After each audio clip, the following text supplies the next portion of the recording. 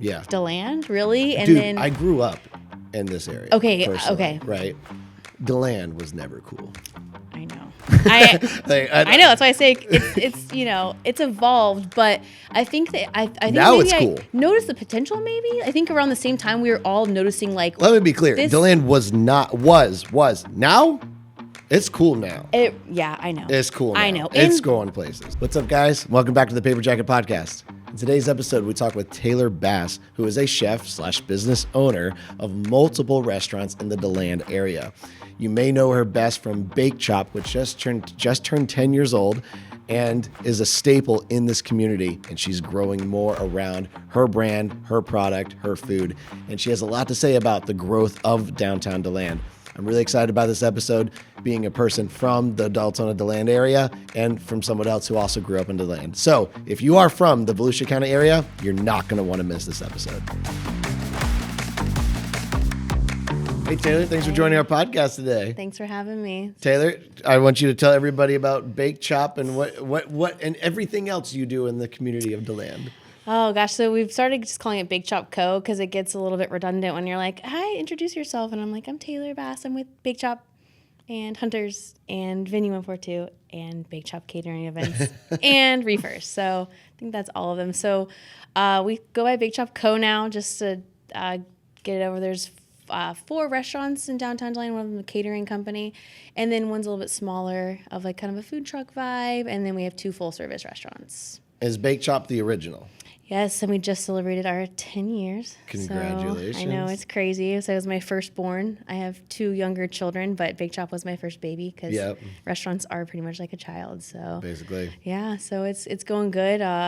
We're really getting into a groove, and like we rely on consistency. Like, you can come and kind of like, not that you have bad meals at 𝗵𝗍𝗆, but if something happens, you're more forgiven. Now we're trying to get that long-term effect and just like consistency with all the other places too.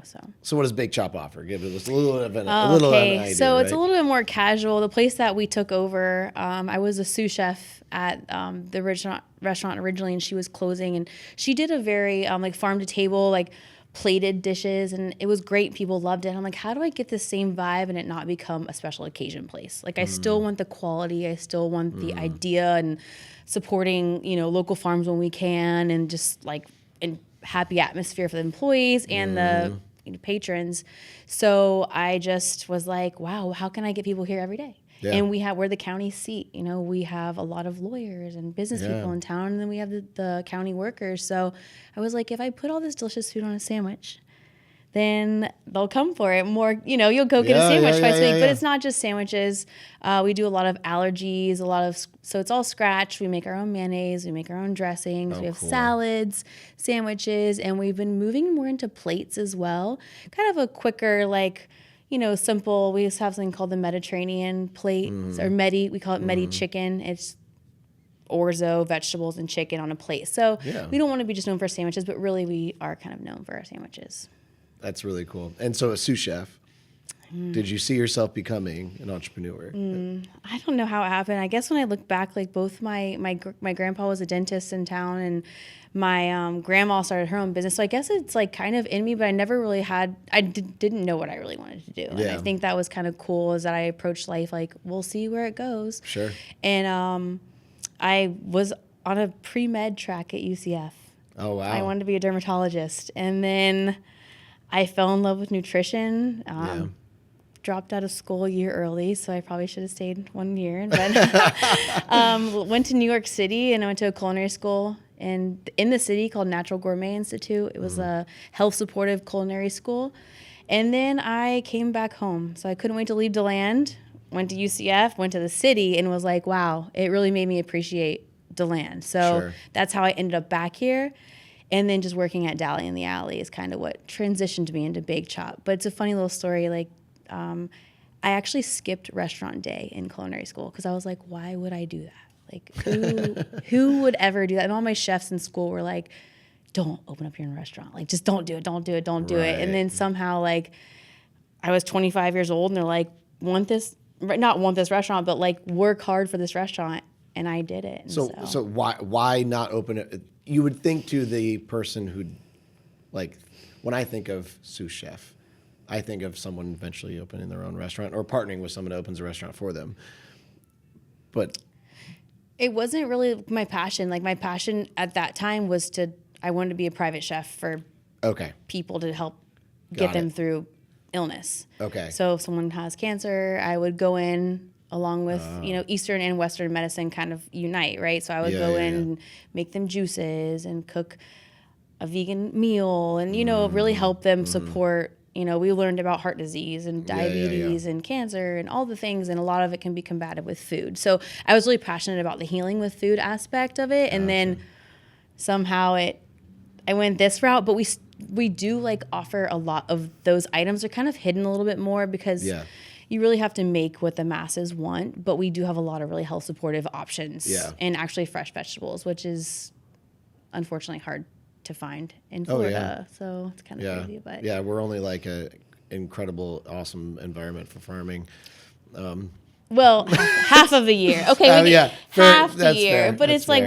it's hard to find good seafood around here, and we are in Florida, so you can't make sense of it. But I wanted to have good vegetables, and there's a lot of vegan options on Бake-Shop's menu too that are hiding. So I don't know. I think I just loved the team, and that's what I found now that now that looking back is I love building teams, and that's what I'm strong at. There you go. And that's what's gotten me here is I love finding people better than me and learning from them and lifting them up. And that's what I ended up. That's why I have to all these businesses. I'm I got to give these people more. I got to get more people that are better than me to help me run these businesses. So.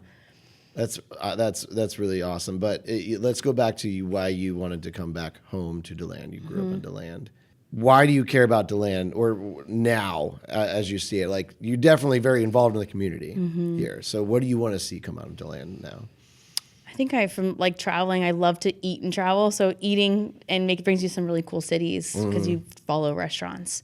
And I just realized every place I travel, I'm wow, it makes me appreciate DeLand more and more. Wow, this is so cool. I can't believe, we're in the running for the best Main Street in the South. I mean, how does that even DeLand really? And Dude, then I grew up in this area. Okay. Right. DeLand was never cool. I know. I know. That's why I say it's evolved. But I think that I think now maybe it's cool. I noticed the potential. Maybe I think around the same time we were all noticing Let me be clear. DeLand was now. It's cool now. I know. It's cool now. I know. It's going places. Well, we had the tools, right? We have Orlando 45 minutes, and we have Daytona, which hopefully they'll get the tools soon, because there's no reason Daytona shouldn't be a popping spot. You know what I mean? It has all of more than just spring break and exactly. It has the sand. It has the structure. It just needs a little bit more infrastructure. But but DeLand, so we have the surrounding tools for it. It was just getting it together, and it's people are so proud, and it's a pride thing. And then if you look at our neighboring cities, I know they're trying, but they're the downtown, even if it's 3 or 4 buildings, you know what I mean? So it's it was there. We just had to embrace it. The charm is here. The accessibility is here. The restaurants are here. They're coming up. Yes. I mean, they're growing. You're part of it. But what are you trying to do with the community to make it better, even for restaurants and everything like that? What do you want to see happen? I guess doing it the right way and the right thing. So what we do is not easy.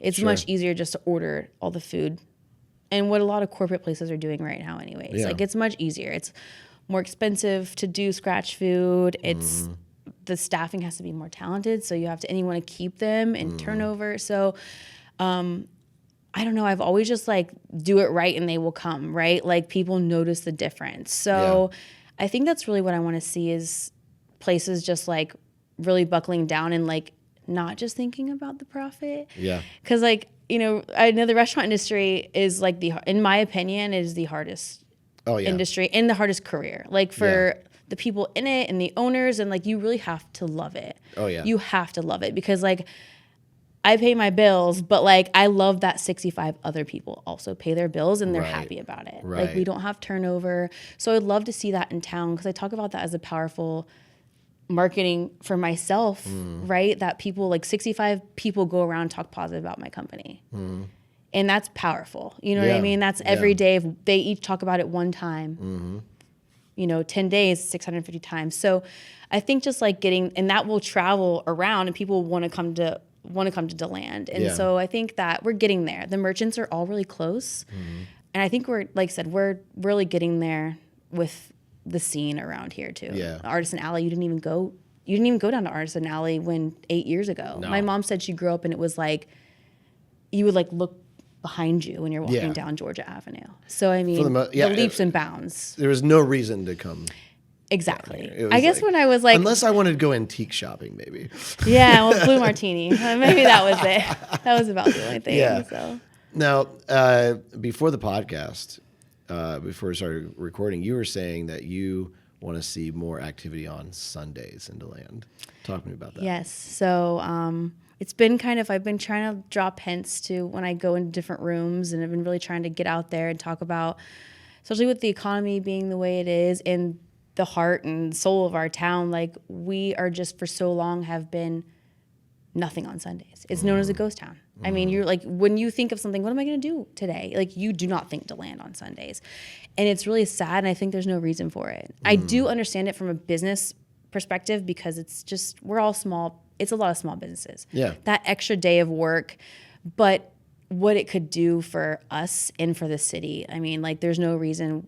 I love Mount Dora, and I'll still drive there, but I would love to just be local on a Sunday. Drive 15 minutes down the road, get really good food, a great brunch, do a few last-minute shopping for someone's birthday that week, or support local businesses, and then, instead of scrolling on Amazon on a Sunday, we can all do a little bit of love for our local community. So I'm pushing really hard on, hopefully, by the end of this year, when the weather starts cooling down, we can start really training people to think, it's a Sunday, I'm going downtown DeLand. Yeah, yeah. And now, when you say going, you mean like, what kind of things are you hoping to kind of see? Like pop-ups kind of thing? I mean, because we had the indie market for a while, and I'm hoping she brings it back because that would be awesome. But I mean, for me, like the difference in my sales just from one time a quarter having that Sunday was huge. And how great would that be now? But also like family. Yeah. Like it's so hard with kids. And we come here on Friday night and do the farmer's market and then walk around. But like, that's the only time I really want to come down here with my kids on this, because there's so much for them to do. So if we could do that on Sundays, it would be really cool. They can go to the different parks. Georgia Avenue is now closed on the weekends. The bollards are up starting Friday night to Monday morning. So it's a lot more, friendly to walking around. Right. I think it could help just the vibe of the town. And then here, if we, Best Main Street in the nation or the South can't be a ghost town on Sundays. We have the Stetson Mansion brings so many people here during the nice, beautiful weather, and the busloads downtown DeLand, and they have nowhere to go. And to me, when one of the reasons I think like DeLand's cool now is I felt like a lot of people who lived here was like, this should be a cool spot. I see other quaint downtowns, and it's all personalized. It's not like, it's these indie restaurants and people buying local kind of thing, and brewing their own beer and things like that kind of make a spot really cool, because it's like, this is home, but also I'm bringing as much art to it as possible, and it supports everybody. It's a unique experience, and that's what people should have going to downtown DeLand. Leave the chains to Lake Mary and Orlando and all those places, Daytona maybe even, but DeLand is unique like that. And we have the tool. So we have the brewery. We have hopefully the restaurants, but it's going to have to be kind of a campaign, and it's hard as a business owner. Like it would be 2 new staff members for me. I get it. It's the investment, but we have to almost like hold out too. Because if other people do well, then you'll do well. And it's not going to be the first Sunday that we're like, I would love that. Like, we're trying to maybe do some campaigns where it's like, we can do some different things. Like maybe we launch with another event that the city does or something like that. So the restaurants open up, and then you get a bunch of Facebook moms. It's going to happen. Yeah, exactly. I know. It's like, as long as I can get them some mimosas and some good food in the shops. The shops are, there's some shops that are already open, so it's only half it's really if you look into it, there are places open on Sundays. Oh, yeah. But it's still just so ingrained in our head that it's a ghost town on Sundays. Yeah, so like, yeah. I don't come, like if you need a last minute, like, oh, maybe they are open on Sundays, but like we really have to get like everyone around here to know, like, you can come to Mount Dora, like we go to them. Like it's time for you to come to us on Sundays. Yeah, that's what's up. Not just local, we can reach out a little bit more. DeLand's so much better than Mount Dora. I do love Mount Dora. I love all downtowns. It's nice. Okay. I love all downtowns. We're not trying to hurt our neighbors. Just DeLand's better. Yeah. They do. We have potential. A lot of potential. A lot. Yeah. So definitely want to grow that whole idea. Yes. Downtown DeLand on Sundays. Yep. What are you doing on Sunday? Yeah. DeLand. And so real quick before we go, a little bit more about your restaurants. Like how can they have you as their sous chef? Oh my goodness. Okay. Yeah. So they're all so different, and it's weird because I like tend to create restaurants that I like love, and I travel a lot and I know food. So it's weird. DeLand's a weird food scene because you have to like, there's so many, it's such a wide range of food you're trying to hit, you know? So 𝗵𝗿𝗄𝗃 is a little more casual. I like to say like we serve familiar with a flair almost at all the restaurants. Like it's familiar. Like we have a chicken and dumplings, but it's like nothing that you've had. I mean, it's a little, cause you can't mess with chicken and dumplings too much, but we have dishes and we don't really ever have like a certain cuisine. Yeah. Like 𝗵𝗃𝗄𝗃 we say is American. Yeah. But we'll have Indian specials. We'll have Asian food specials. Like I love that we're not tied, because to me, America is a melting pot. You can have all the flavors. Yeah. So same thing with Hunter's. Hunter's is a little bit more elevated, and we do craft cocktails. So we have a cold press juice machine. We juice all fresh every morning, and then we make juices, but at nighttime we add alcohol to them. So my favorite, like a carrot ginger martini. It's carrot juice, ginger, and vodka. You know, so it's like super good. And then my chef Victor there is like he's going to be known in Central Florida. He's that good. That's cool. It takes us time to build that and build him the crew that he deserves and needs. But like Hunters and Gather, sorry, I call it Hunters for short, but is really coming up. And then Reefers is our newest. It's called Reefers Rolls and Bowls. You know, play on words, silly, little fun. We have a really cool social media following because we can just be so funny. Hunters has more of a serious tone. 𝗵𝗃𝗄𝗃 is a little bit goofy, but Reefers is like where we're really goofy with it, and just also good food though. Like the concept was supposed to be fast and casual. Like you can go there, and our price point is a little bit lower too. And my idea is like I'm driving down the road with a burrito in my hand, and you know what I mean? Like it's for the everyday, you know, fast moving when you can't sit down and have a drink. So we've tapped the sitting down for a long time at Hunters, 𝗵𝗃𝗄𝗃, casual, Reefers, and then we have our catering company as well. So we do events, which you can get any of the restaurants catered, but that's a really big passion of mine too, because DeLand doesn't have much catering options either. You know, a lot of people come from Orlando and stuff. So I love that part of the business as well. And it's just a different animal. They're all just different animals, but we're doing well. Getting there, figuring out how to survive in the world of what it is today. But we got good vibes and good people, so I think we'll make it. Well, you got me hungry. I'm excited to try out some of these places for my travels into DeLand. Yeah, I'll forgive you. I know, next time. Why didn't you always supposed to be cooking wherever you go? Here. Yeah. You sous chefs never bring the food. No. Hey, thank you so much for being part of this podcast. Thanks for having me. It was good having you on. I'm excited for what you're hoping to do in DeLand and bring a community here. And I'm excited about the investment you've made in DeLand. You know, I'm not a big so it's all because of other people. Like I'm just good at building teams, but like I really do sometimes try to like step back and think, what would DeLand be without our companies? Imagine DeLand without our spots. And I'm just like, I think we're doing our part as well. Heck yeah. Awesome. Cheers. I know you put your drink down, but you got to pick it up. There you go. Awesome. Cheers. Thank you.